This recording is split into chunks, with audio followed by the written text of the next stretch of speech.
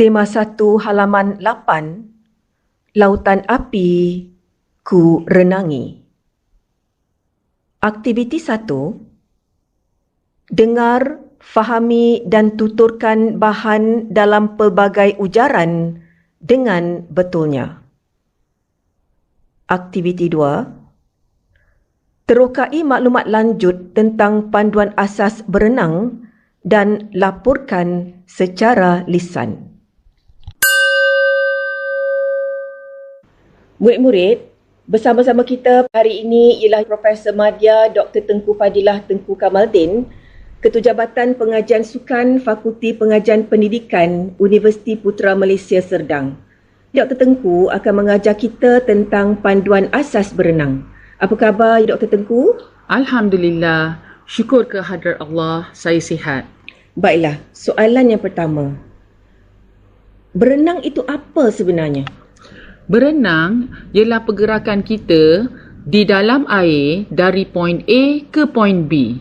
Kita boleh menggunakan apa-apa gaya pun untuk bergerak, termasuk terapung di belakang badan sambil menguiskan tangan. Itu juga dikira sebagai berenang.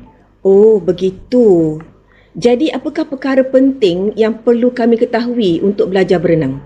Baiklah. Sebenarnya, sebelum belajar berenang, kita perlu ambil perhatian tentang aspek keselamatan di air. Contohnya, papan tanda yang ada, keadaan cuaca, keadaan arus yang deras dan warna air sekiranya keruh. Oleh itu, apabila tiba di badan air, jangan terus terjun. Lakukanlah pemerhatian terlebih dahulu dan jangan berenang bersendirian. Kedua, kita perlu belajar tentang cara-cara untuk masuk ke dalam air, terutamanya apabila kita tidak pasti tentang kedalaman air. Ketiga, kita perlu belajar bernafas dengan betul di dalam air. Kaedah bernafas di dalam air berbeza dengan kaedah bernafas di darat. Caranya, semasa di permukaan air, tarik nafas dalam-dalam melalui mulut, kemudian tahan. Semasa di dalam air, lepaskan nafas yang ada di rongga dada melalui hidung atau mulut, sedikit demi sedikit. Jangan tarik nafas melalui hidung seperti di darat. Keempat, amat penting juga untuk kita tahu tentang tata cara berjalan di dalam air. Semasa di dalam air, kita perlu berjalan menyengit seperti ketam untuk mengurangkan rintangan.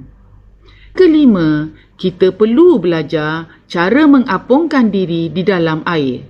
Mengapungkan diri juga ada beberapa cara. Pelajarilah satu atau dua cara kerana setiap cara itu ada kebaikannya yang tersendiri. Baiklah, terima kasih Dr. Tengku kerana sudi memberikan penerangan tentang panduan belajar berenang. Sama-sama. Mari murid-murid kita belajar berenang.